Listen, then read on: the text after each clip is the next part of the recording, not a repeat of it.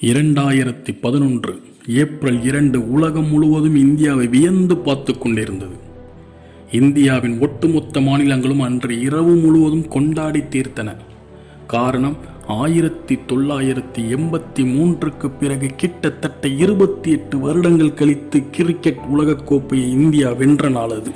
Cricket பிரியர்களும் வெறியர்களும் அவரவர் மொழியில் உள்ள புகழ் வார்த்தைகளை மாலையாய் தொடுத்து தோனிக்கு சமர்ப்பித்துக் கொண்டிருந்தனர்.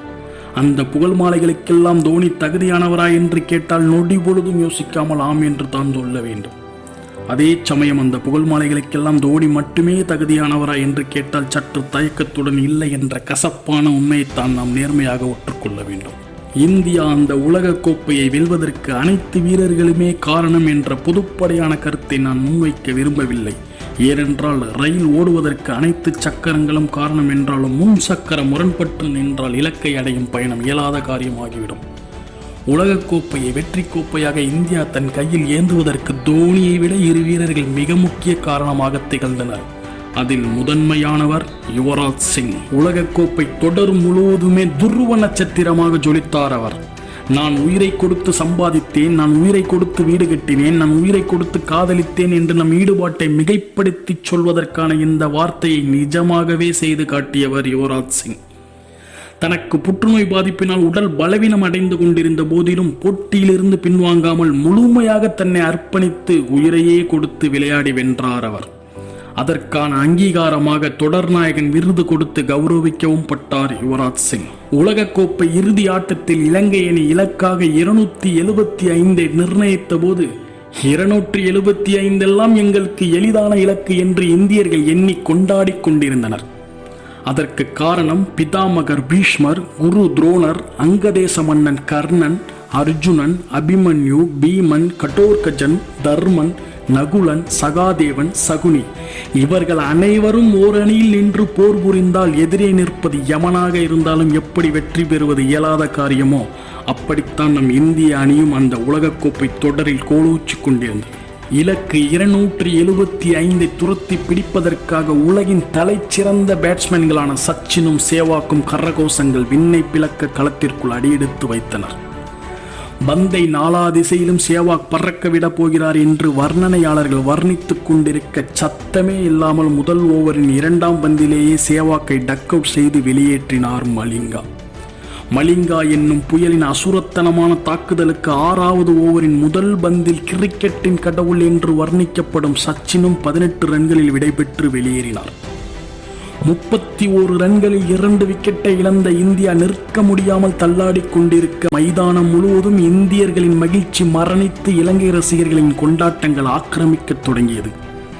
உலகக்கோப்பையை வெல்வது கனவாகி விடுமோ என்று ஒட்டுமொத்த இந்தியாவும் கவலை கொண்டிருக்க ஒருவர் மட்டும் எந்த சலனமும் இன்றி தன் வேலையை மிக நேர்த்தியாக செய்து கொண்டிருந்தார்.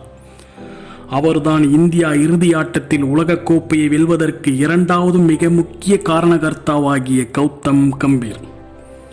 ஆம், ஜாம்பவான்களான சச்சின், சேவாக் இருவரும் சொற்ப ரன்களில் வெளியேறிய போதும் எவ்வித பதஷ்டமும் இன்றி இலக்கு ஒன்றுதான், அது உலகக்கோப்பையை வெல்வதுதான் என்ற முனைப்புடன் அடிக்க வேண்டிய பந்தை மைதானத்தின் நாலாபுறமும் அடித்து விரட்டியும் தடுக்க வேண்டிய பந்தினை தடுத்து ரன்கள் ஓடி எடுத்தும் இந்திய அணி உலகக்கோப்பையை வெல்லப்போவது உறுதி என்ற நிலைக்கு கொண்டு வந்து நிறுத்தியவர் கம்பீர்.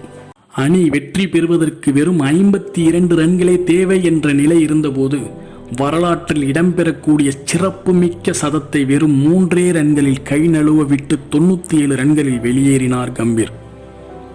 கம்பீரின் மூச்சு இருக்கும் வரை அந்த 3 ரன்களின் இழப்பு அவரை வாட்டிக்கொண்டேதான் இருக்கப் போகிறது. நீங்கள் கேட்கலாம், கம்பீர் அடித்த 97 ரன்களை கொண்டாடாமல் அவர் அடிக்க தவறிய 3 ரன்களுக்கு ஏன் இவ்வளவு பிதற்றல் என்று.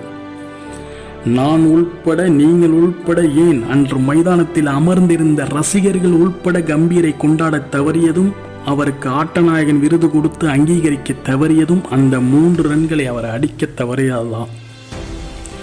97 ரன்கள் வரை மிக நிதானமாக விளையாடிய அவர் பந்தை மைதானத்தின் வெளியே பறக்க செய்து சதம் போட வேண்டும் என்று அவசரப்பட்டு ஏறி விளையாடிய அந்த ஆட்டம்தான் அதுவரை அவ்வளவு சிறப்பாக அவர் ஆடிய ஆட்டம் அனைத்தையும் அங்கச் செய்தது. நான் கடுமையாக முயற்சிக்கிறேன், ஆனால் நான் நினைத்தது எனக்கு கிடைக்கவில்லை என்று நினைப்பவரா நீங்கள்?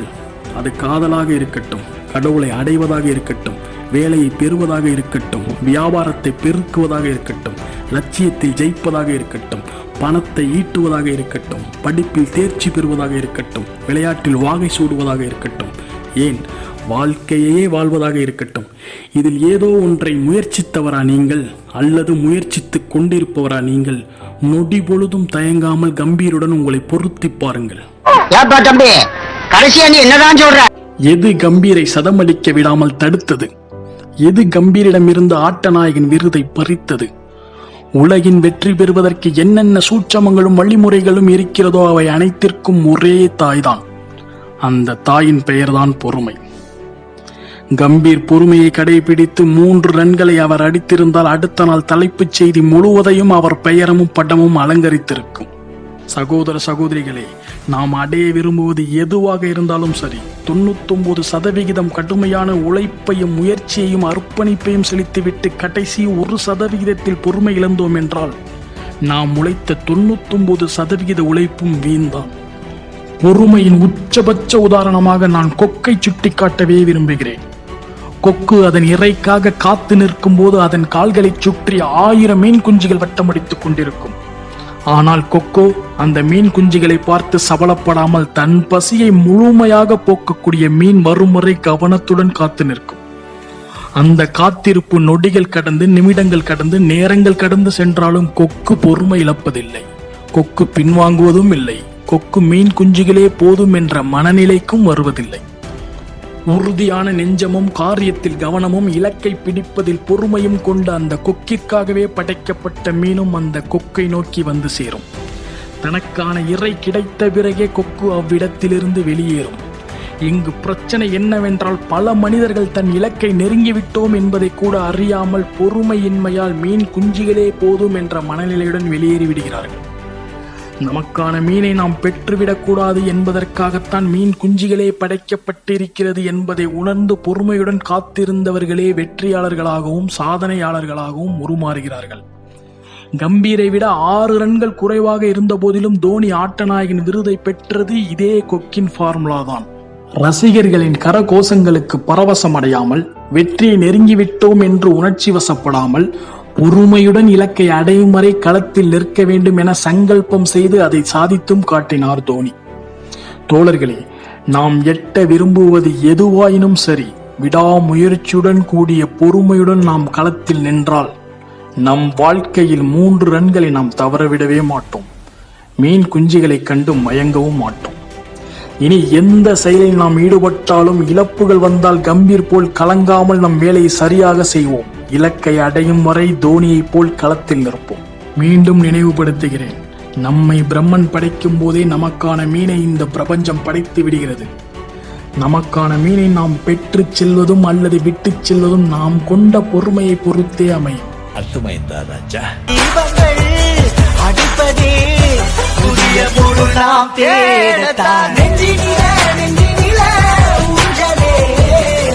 சப்ஸ்கிரைப் பண்ணுங்க. நம்மளை சந்தோஷப்படுத்துற அவங்களையும் நம்ம சந்தோஷப்படுத்துவோம். செய்வீர்களா? நீங்கள் செய்வீர்களா?